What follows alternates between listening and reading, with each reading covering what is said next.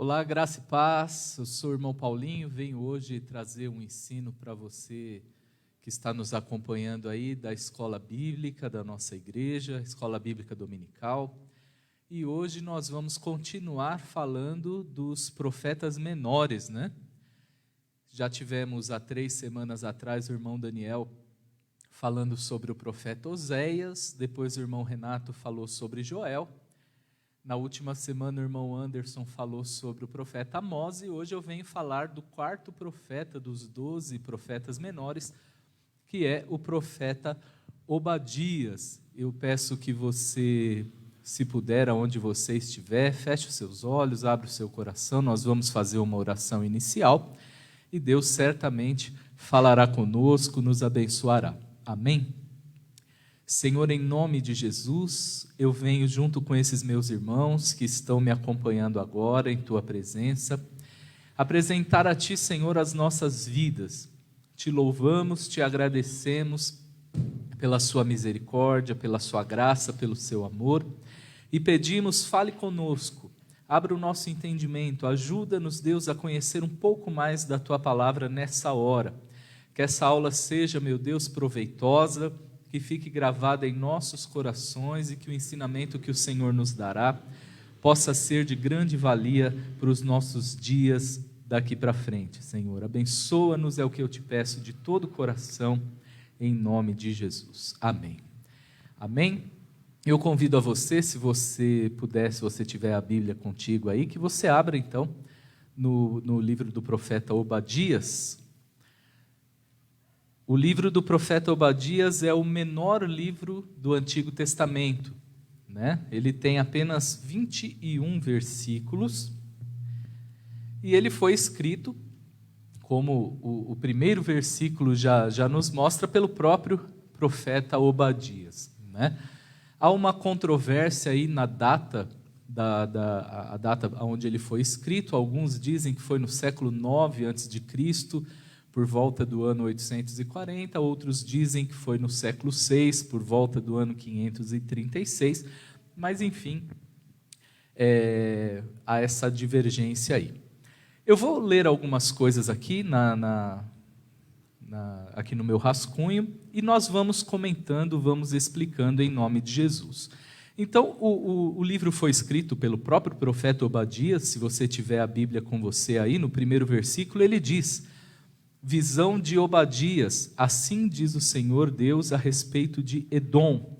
Temos ouvido as novas do Senhor e às nações foi enviado um mensageiro que disse: levantai-vos e levantemo-nos contra Edom para a guerra. Amém? Então, o livro de Obadias, ele vem trazendo um assunto único. Praticamente, como eu disse, ele é um livro pequeno, o menor livro do Antigo Testamento, são 21 versículos apenas, e ele traz um único assunto principal. Eu vou ler aqui para vocês. O propósito do livro, Obadias é um profeta que usa essa oportunidade para condenar Edom pelos pecados contra Deus e Israel. Os edomitas são descendentes de Esaú, e os israelitas são descendentes do seu irmão gêmeo Jacó. A briga entre os irmãos tem afetado seus descendentes por mais de 1000 anos. Essa divisão causou os edomitas, ou fez com que os edomitas proibissem a Israel de atravessar as suas terras durante o êxodo do Egito, né?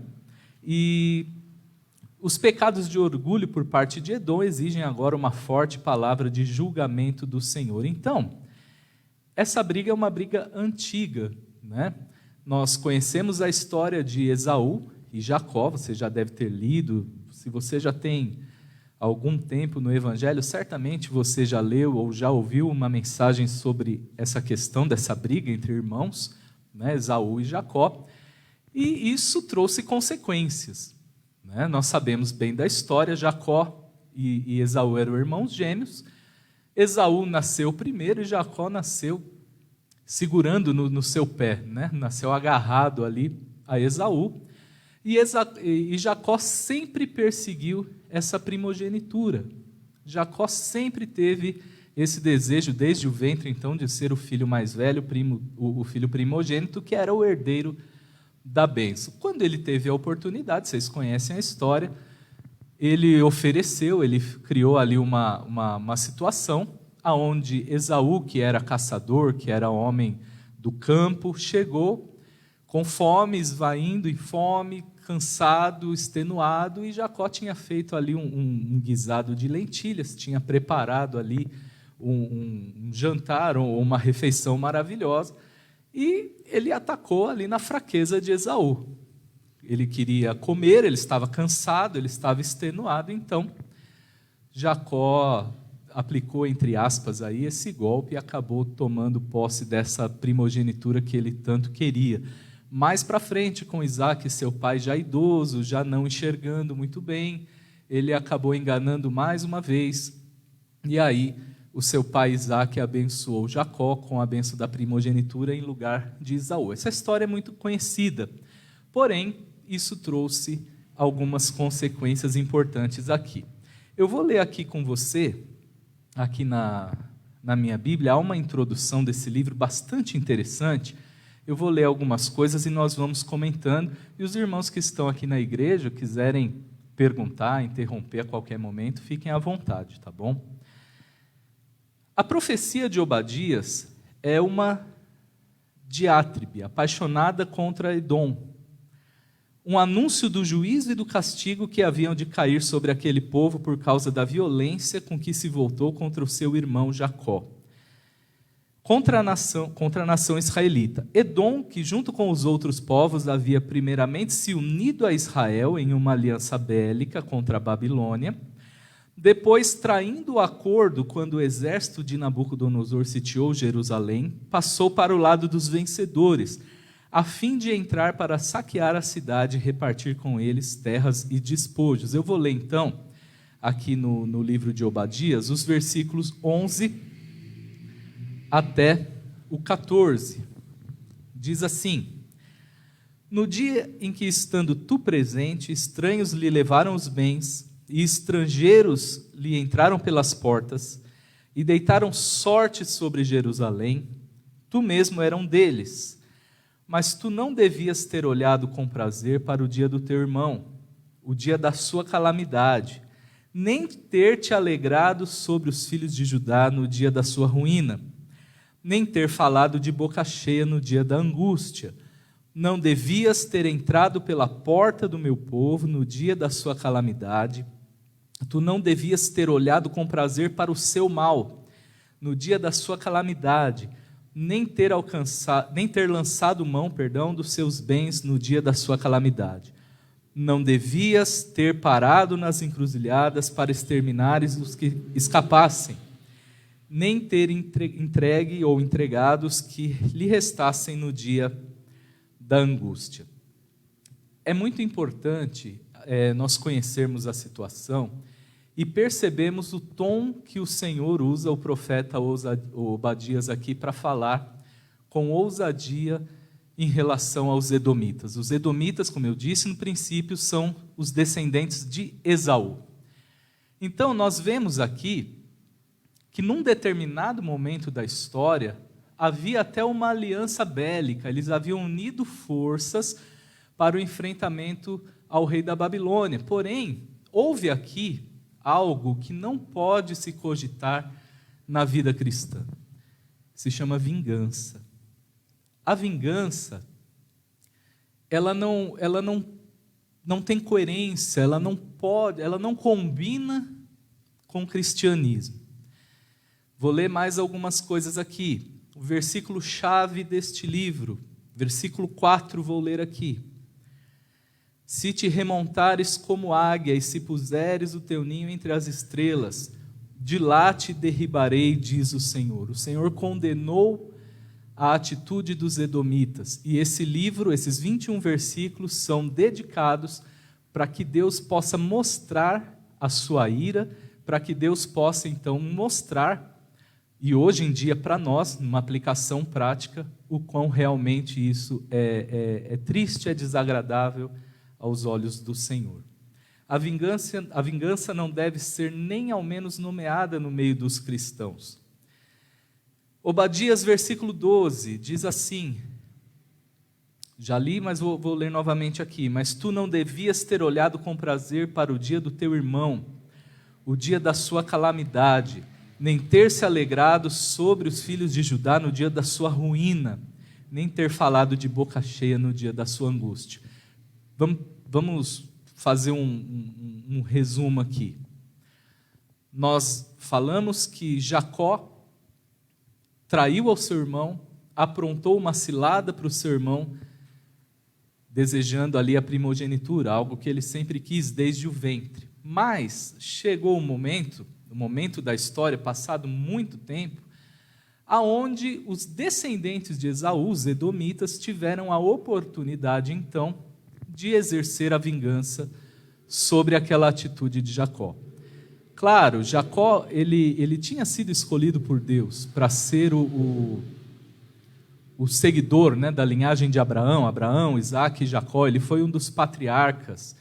Deus tinha um plano na vida dele, porém o método que ele utilizou para se valer dessa bênção da primogenitura não foi um método correto, não foi um método, vamos dizer assim, aprovado por Deus. E na nossa vida, isso também acontece. Trazendo agora um pouquinho de aplicação prática, na nossa vida nós também erramos. Na nossa vida, muitas vezes também, nós agimos da maneira que vem à nossa mente. Não pedimos direção de Deus. Todos nós, eu e você, e todos vocês que estão me assistindo, têm desejos no seu coração. Todo mundo tem objetivos, todo mundo tem planos, todo mundo tem metas. E muitos desses objetivos, planos e metas são lícitos. Porém, nós como cristãos precisamos aprender que é na presença de Deus, é em comunhão com Deus que nós podemos resolver as nossas batalhas, que nós podemos tomar posse verdadeiramente daquilo que desejamos.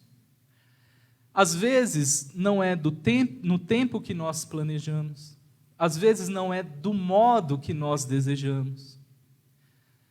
Às vezes aquela bênção, aquilo que nós tanto queremos, nem é da vontade de Deus que nós tenhamos.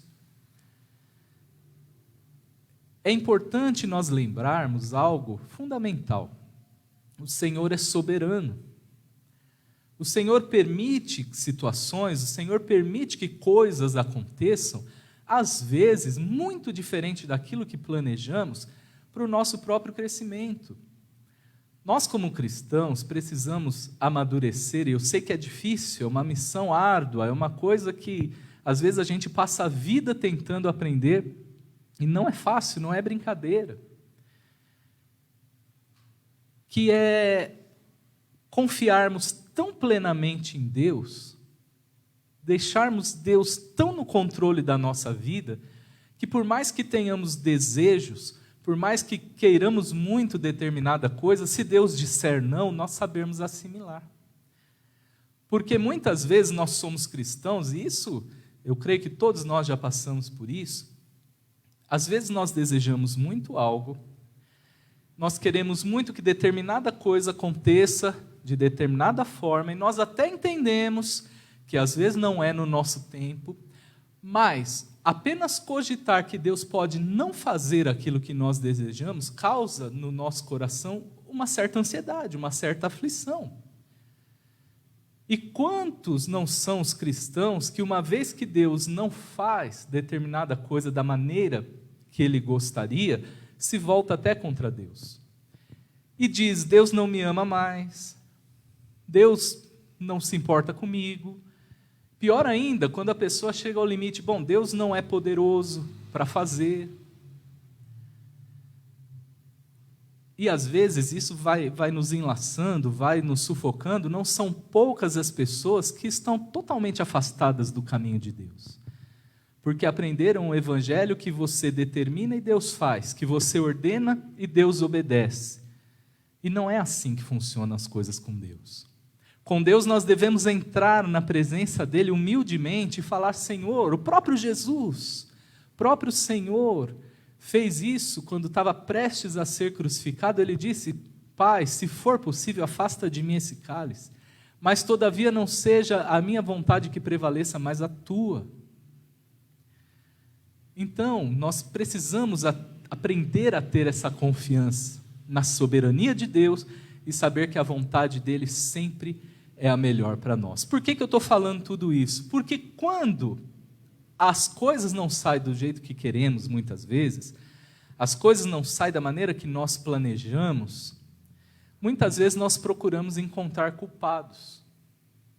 É o pastor que não orou direito, é a igreja que não ensina direito, é Deus que não me ama. E quando a gente procura encontrar culpados, começam a surgir, começa a brotar na nossa mente, no coração, determinados sentimentos como, inclusive, a vingança. Quando os edomitas tiveram a oportunidade de se vingar de algo que aconteceu lá atrás, lá no passado, eles não pensaram duas vezes e Deus os condenou. Eu vou ler mais algumas coisas aqui e vamos seguindo. A mensagem de Obadias é definitiva e certa. O reino de Edom será destruído completamente. A profecia, ela é certa, ela é firme, ela não é condicional. Deus diz aqui: o reino será destruído. Edom tem sido arrogante. Vamos fazer um paralelo aqui entre a vida de Edom, o país Edom, aquele povo, e as nossas vidas. Então eu vou recomeçar aqui. Vamos começar. Quando fala Edom, vamos tentar nos colocar aqui. O reino de Edom será completamente destruído. Edom, nós, tem sido arrogante, alegrando-se pelos infortúnios de Israel. E quando os exércitos inimigos atacam Israel e os israelitas pedem por ajuda, os edomitas se recusam a escolher lutar com eles. Aliás, se recusam e escolhem lutar contra eles e não por eles. Esses pecados de orgulho não podem mais ser ignorados. O livro termina com a promessa da realização da libertação de Sião nos últimos dias, quando a terra será restaurada ao povo de Deus durante o seu governo sobre eles. Infelizmente, e essa é uma aula para cristãos, né? Então Deus está falando com cada um de nós aqui. Arrogância. Surgiu a oportunidade de pagar o mal com o mal. É isso que muitas pessoas fazem. Mas, irmão, eu não consigo acreditar que um cristão faça isso. Que um cristão tenha prazer quando o outro se dá mal, quando o outro tem um problema. Vamos parar para pensar friamente? No seu local de trabalho, você já presenciou isso? Alguém que puxou o tapete do outro? Alguém que prejudicou o outro? E de repente essa pessoa foi mandada embora, foi descoberta, e lá no fundo, qual é o nosso pensamento? Bem feito, me prejudicou a minha equipe, prejudicou meu colega, o meu amigo, tem que ser mandado embora mesmo. Tomara que não arrume emprego nunca mais, tomara que sofra. Infelizmente, isso é do ser humano. Só que nós não somos como o mundo é. Nós não podemos nos assemelhar ao mundo, pensar como o mundo pensa. Nós precisamos pensar como o Senhor Jesus nos orienta. Existe algo na Bíblia que é maravilhoso. Nós sabemos que não devemos nos apresentar diante de Deus com orações decoradas, com preces decoradas, mas o Senhor Jesus deixou no Evangelho de Mateus, saindo um pouquinho de Obadias aqui agora, um modelo de oração para nós, que é a oração do Pai Nosso. Eu não vou me aprofundar frase por frase dessa oração, porque nós não vamos ter tempo. Mas, aonde ele diz, vou pegar aqui com você, no Evangelho de Mateus, se você tiver a Bíblia aí, e quiser ir lá em Mateus capítulo 6, se não, apenas ouça atentamente, e você vai entender também. Mateus capítulo 6.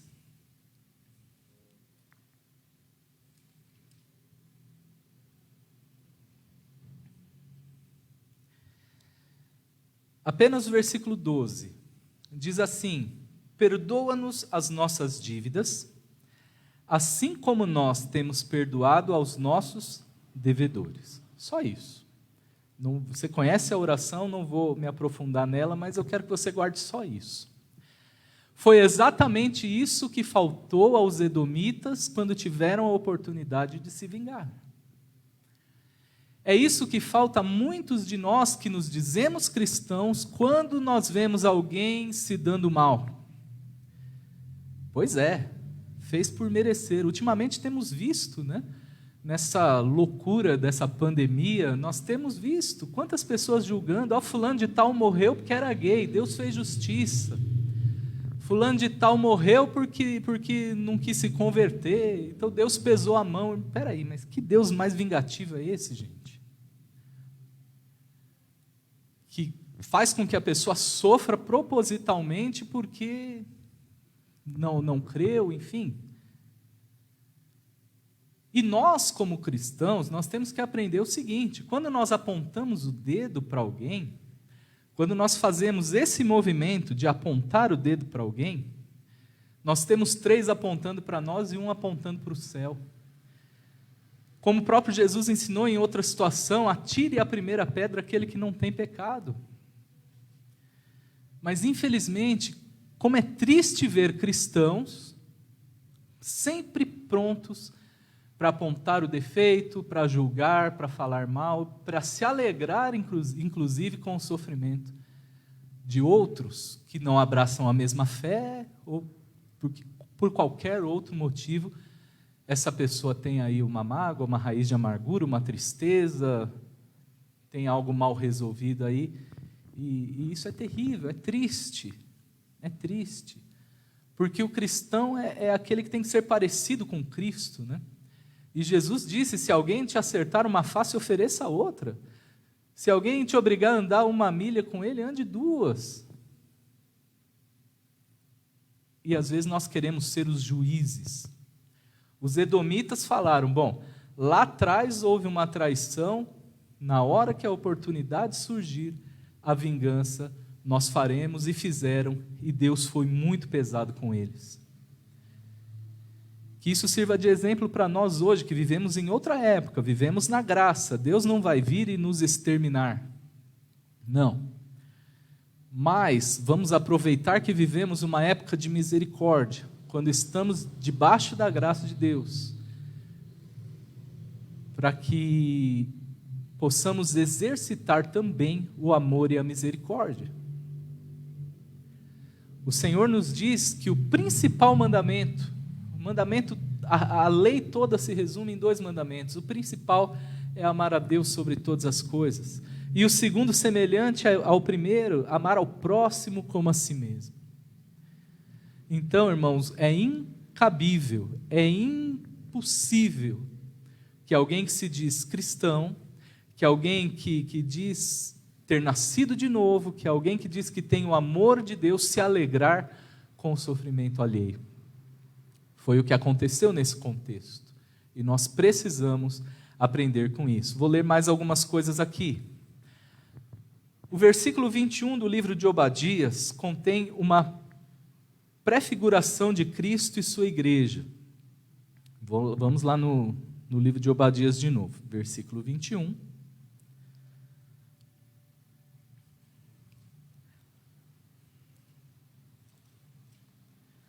É o último versículo. Salvadores hão de subir ao monte Sião para julgarem o monte de Esaú, e o reino será do Senhor. Esse livro, de um determinado ponto em diante, ele começa a trazer uma visão mais escatológica, começa a falar um pouquinho mais do porvir. E nós precisamos, como igreja de Cristo, estar atentos. Vou ler mais uma coisa aqui. Deus vai agir em nosso favor. Guarde isso, grave isso, se puder até anote. É uma aplicação prática para nós. Deus vai agir em nosso favor se permanecermos fiéis a Ele. Entenda, Deus ele não está aqui como no passado, como na lei de Talião, né, que era olho por olho, dente por dente, braço por braço. Se você fizer o mal, você vai receber o mal em troca. Hoje nós temos a figura de Cristo, temos a graça de Cristo, temos a misericórdia dele sobre nós. Deus não está falando que se você fizer algo desagradável a ele, a condenação virá com você, virá até você. Hoje nós temos, graças a ele, a oportunidade de reconhecer. E uma aula como essa, uma mensagem como essa, ela nos faz pensar, ela nos faz refletir, é o que nós chamamos de exortação.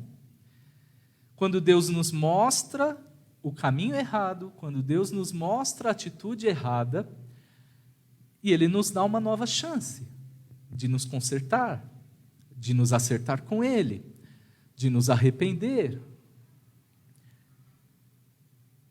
Tem pessoas que chegam ao cúmulo de falar, não, mas como é que Deus pode ser tão misericordioso com uma pessoa que fez algo tão horrível? Eu já ouvi pessoas dentro de igreja falando, você conhece a história do ladrão da cruz? Na cruz, que estava crucificado ao lado de Cristo, e este sim, tinha crimes ali para pagar, Jesus estava lá inocentemente, claro, que cumprindo o propósito de Deus, mas ele não tinha pecados, ele não tinha crimes, mas aquele ladrão sim tinha crimes, e do outro lado havia um outro ladrão também culpado, e aquele ladrão virou-se para Jesus arrependido e clamou por misericórdia. Senhor, Tu és o Senhor, me salva. E Jesus virou para ele e disse, em outras palavras, você está salvo ainda hoje, você estará comigo no paraíso. Porque aquele homem, por mais pecador que tenha sido, na hora que ele encontrou-se com Jesus, ele se arrependeu, ele não bateu no peito, ele não zombou como o outro ladrão zombou de Jesus. Jesus estava ali dando a vida por nós, aquele homem clamou por misericórdia, Jesus o salvou e o outro ladrão continuou zombando e não foi salvo. E isso é figura do que acontece nos dias de hoje também. Nós precisamos estar atentos com isso. Deus todos os dias nos dá 1, 2, 10, 20, 50, 1000 oportunidades de nos voltar para Ele.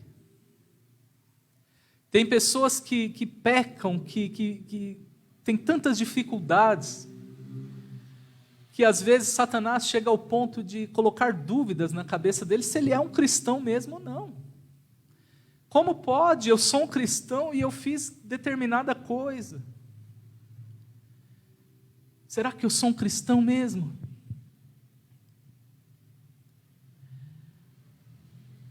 Eu tenho dito em algumas oportunidades que Satanás ele não é criativo. Satanás não é criativo. Se você pegar a história da igreja, desde os tempos bíblicos, se você pegar a história, a minha história, a sua história, desde que nos convertemos, nós vamos perceber que Satanás muda alguns detalhes, mas as estratégias são sempre as mesmas. E uma delas é nos fazer entender que não somos merecedores de estar na presença de Deus. Por isso muitos se afastam. Por isso muitos se auto-intitulam desigrejados. Por isso muitos não querem nem ouvir falar de igreja evangélica mais. Porque não se sentem merecedores de utilizar o termo cristãos. Porque não se sentem em condições de estar num ambiente como esse. Se acham imundos, se acham imerecedores, se acham indignos, e Satanás vai ceifando as pessoas de dentro da igreja. Irmão e irmã, você que está me assistindo, você que está aqui no culto, ou melhor, na aula aqui presencialmente, entenda uma coisa. ele sempre vai tentar te tirar da sua posição. Sempre. Sempre. Para esse povo, para os edomitas aqui, não houve segunda chance. Mas para nós existe. Nós estamos numa época onde, se nós nos colocarmos diante dele,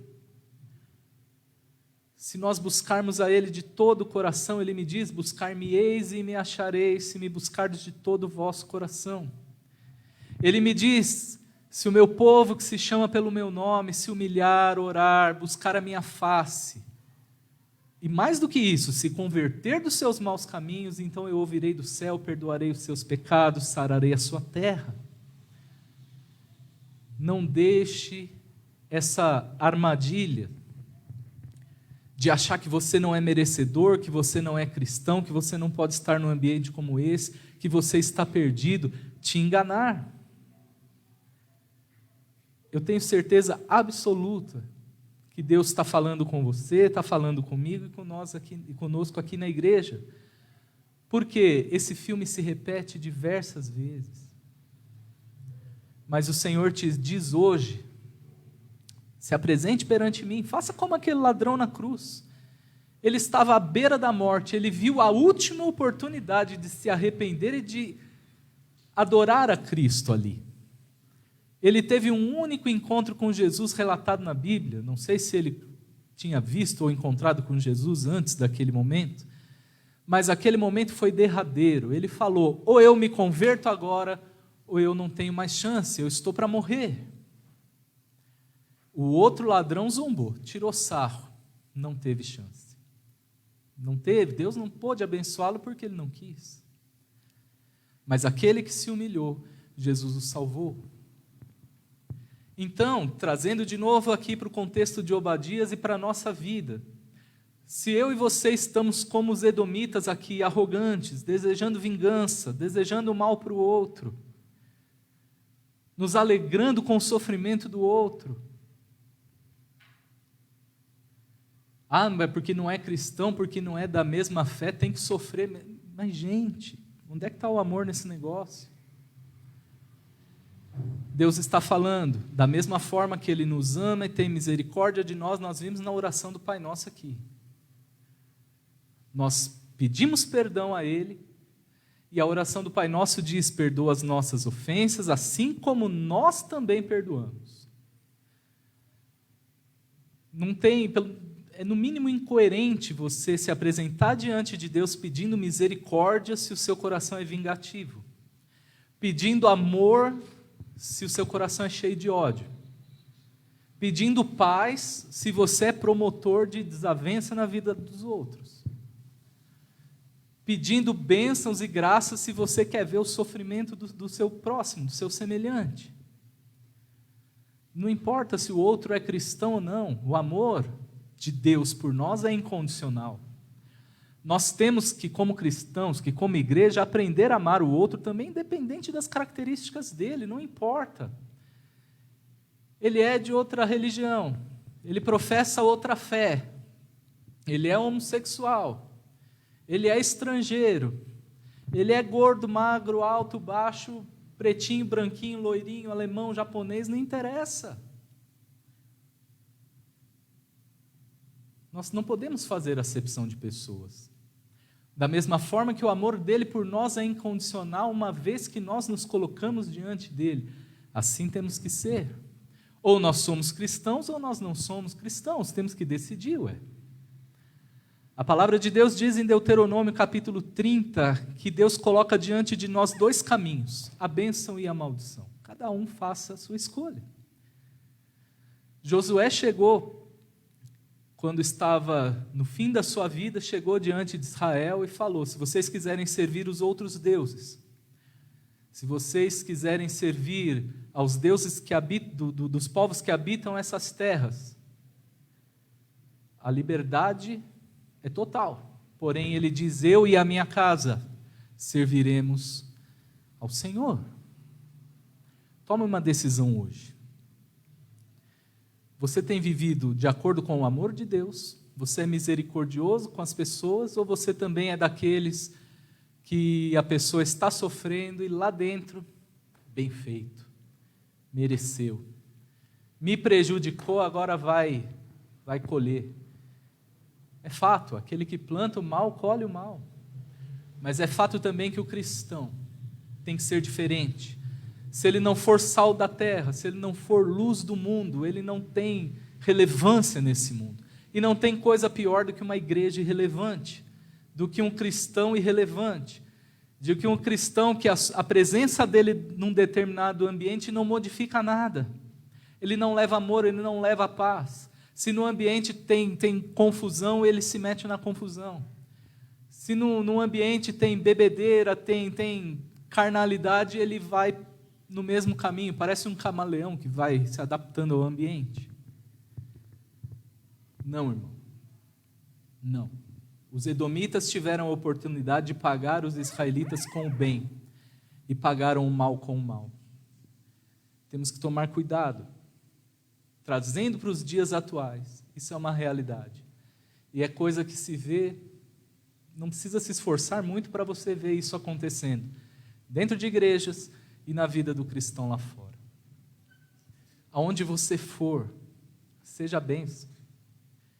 Tem esposas que falam, não vejo a hora do meu marido sair para trabalhar, porque lá fora é uma bênção, mas aqui dentro é melhor um pastor alemão solto dentro de casa do que um pastor aqui dentro de casa. Deu para entender? Eu prefiro que meu marido fique na rua até mais tarde do que venha com violência, com agressividade, e o homem é cristão. Eu prefiro que a minha esposa fique lá para a casa da mãe dela, com as amigas dela, porque dentro de casa é um inferno. É gritaria, é fofoca,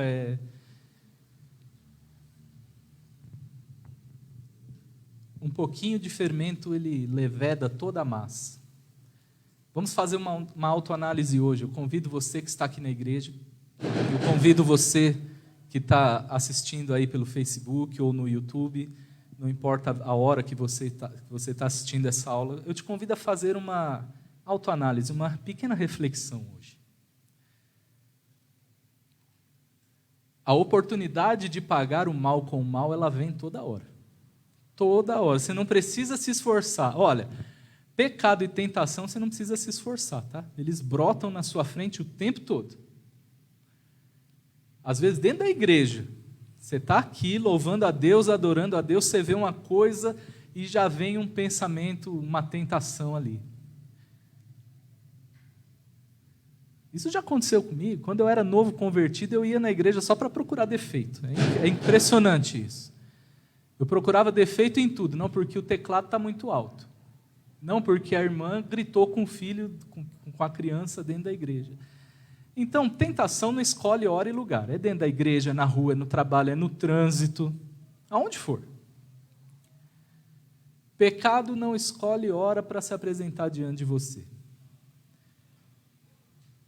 Talvez os edomitas, eu acredito que não, mas pode até ser que eles não tenham se voltado contra Israel especificamente como vingança aquilo que Jacó fez com Esaú.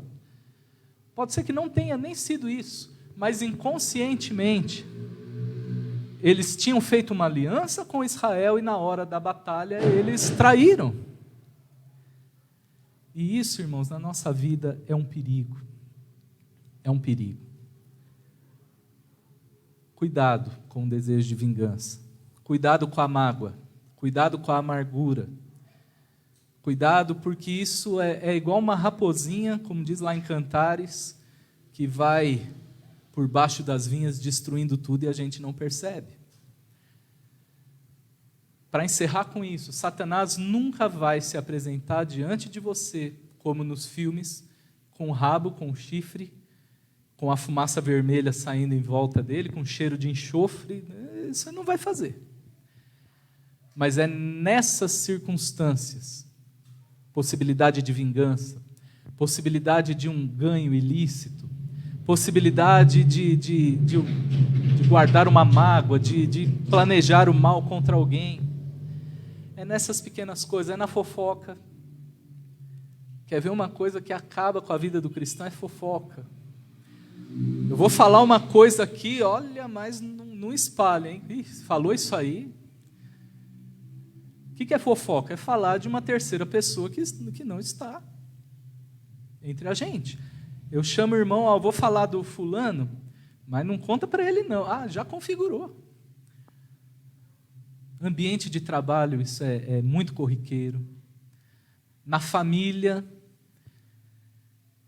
eu vejo isso e é coisa do ser humano.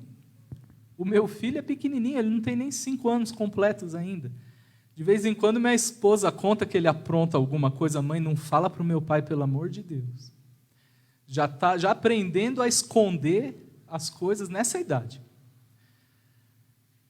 Não que eu seja mais bravo que a minha esposa, mas talvez eu tenha um jeito de falar um pouco mais duro, então ele morre de medo. Então, para a mãe, conta-se tudo. O pai, se der para esconder, e ele tem 4 anos só. Então, você vê, na nossa vida, nós que temos vida social, que convivemos com pessoas de várias religiões, que confessam outra fé, e que têm outros pensamentos, outra visão da vida, outra visão política, outra visão de tudo. Quantas não são as possibilidades? Repito, Satanás não vai vir de rabo e chifre. Mas nessas situações, nós temos 2 caminhos, o bem ou o mal. Ou nós somos cristãos, ou nós não somos cristãos. Não dá para viver mais no meio termo. Nós chegamos numa época da história da humanidade que a igreja ela não tem mais opção de ser morna. Não tem mais, nunca teve, mas agora menos ainda.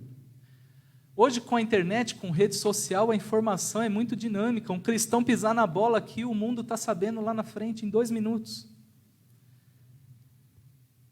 Não temos mais a possibilidade de ser igreja morna.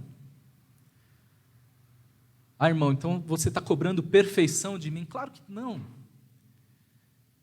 Já disse e repito, vivemos na época da graça. Aproveite quando você pode errar e se achegar diante, não que você vai errar de propósito, mas perceber o erro, chega na mesma hora, irmão, não fica adiando que a coisa vira uma bola de neve. Senhor, eu fiz isso, aquilo, mas em nome de Jesus me perdoa. Quando eu falo em nome de Jesus, só para acrescentar um conhecimentozinho aí, não é uma fórmula mágica o nome de Jesus. Quando eu digo, Pai, me perdoa em nome de Jesus, eu estou dizendo, Pai, me perdoa pela obra de Cristo na cruz. E Ele te limpa, e você tem a oportunidade de se levantar e fazer o correto. Você vai errar de novo, porque todo mundo vai errar. Mas na mesma hora, percebeu, repita esse processo. Não deixa a coisa virar uma bola de neve. Os edomitas tiveram a oportunidade de pagar o mal com o mal e não pensaram 2 vezes. Nós somos outro povo, outra época, outra cabeça. E Jesus está te dizendo hoje, através desse estudo do profeta Obadias, seja diferente. Seja diferente. Ame incondicionalmente. Seja cristão com C maiúsculo. Não tenha vergonha. Você não precisa se apresentar como cristão com aquela roupa tradicional, com a Bíblia gigantesca debaixo do braço. Isso qualquer um pode fazer. Mas nas atitudes, é isso que nós temos que fazer diferente. Mostrar que somos diferentes. Aonde chegarmos, que sejamos sal e luz. Aonde chegarmos, que as pessoas possam olhar e falar, aquele é diferente, aquela é diferente. E Deus certamente vai nos usar muito mais. Vai nos abençoar muito mais. Não estou dizendo que com isso você não vai mais ter problemas. Seria uma mentira da minha parte. Mas eu estou dizendo que com isso você estará numa comunhão estreita com Deus, e por mais que os problemas venham, você com o apoio dEle, com a ajuda dEle, poderá inclusive, como voltando ao começo da aula, saber o que é ou não vontade dEle, aceitar essa vontade e ser feliz, porque a vontade de Deus é a única que pode nos proporcionar felicidade plena.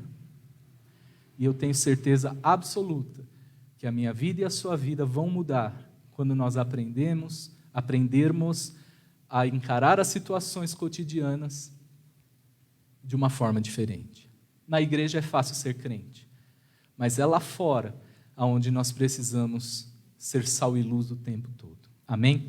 Queria abrir para o pessoal que está aqui presente, quiser comentar ou perguntar alguma coisa, o tempo já está se acabando, pode ficar à vontade e perguntar ou comentar. Se não, nós vamos orar. Você que está assistindo ao vivo pelo Facebook, Deus te abençoe muito também. Quando esse vídeo estiver postado no YouTube, provavelmente hoje à noite, se houverem comentários e dúvidas, deixe lá que nós responderemos para você também. Amém? Amém. Então, nós que estamos aqui, vamos ficar de pé para orar e encerrar. Já inicia o nosso culto. Você que está online, daqui a pouco você vai receber um outro link para, a partir das 18 horas, acompanhar o culto ao vivo com a gente também. Em nome de Jesus. Pai, eu te agradeço por essa aula. Eu sei, meu Deus, que a aula até teve uma mudança de rumo daquilo que eu havia planejado inicialmente. Mas assim é. Muitas vezes planejamos falar algo, mas durante a ministração o Senhor direciona para outro lado e a obra é tua. O Senhor é o dono da obra e é o Senhor quem direciona todas as coisas. Meu Deus, que esse ensinamento fique gravado para nós e que possamos aprender a enxergar não só o profeta Obadias, mas esses profetas menores, o Antigo Testamento que às vezes achamos ser apenas um livro de história ou um apanhado de livro de histórias, que possamos, meu Deus, aprender a enxergar e fazer o paralelo para a nossa vida, porque tem muita riqueza aqui. Meu Deus, semana que vem temos uma outra aula de um outro profeta. Vamos aprender sobre o profeta Jonas, que também tem muita coisa para que possamos aplicar na nossa vida. Então, meu Deus, desde já vai nos preparando, vai nos fazendo assimilar isso que aprendemos hoje e que a tua bênção seja grandiosa e completa nas nossas vidas. Já vamos cultuar juntos, que possamos entrar em tua presença com louvores, que possamos aprender mais de ti, orar uns pelos outros e que a tua obra seja grandiosamente feita e completa na nossa vida. Abençoa cada um dos que estão assistindo online, dos que estão assistindo posteriormente e dos que estão presencialmente aqui. Abençoa-os de acordo com as suas necessidades. E eu te agradeço em nome de Jesus. Amém. Amém, irmãos. Deus abençoe vocês. Está encerrada a aula. Semana que vem, o profeta Jonas é um tema muito relevante, muito importante também. Não percam, em nome de Jesus. Deus abençoe e daqui a pouquinho começamos o culto, então. Amém.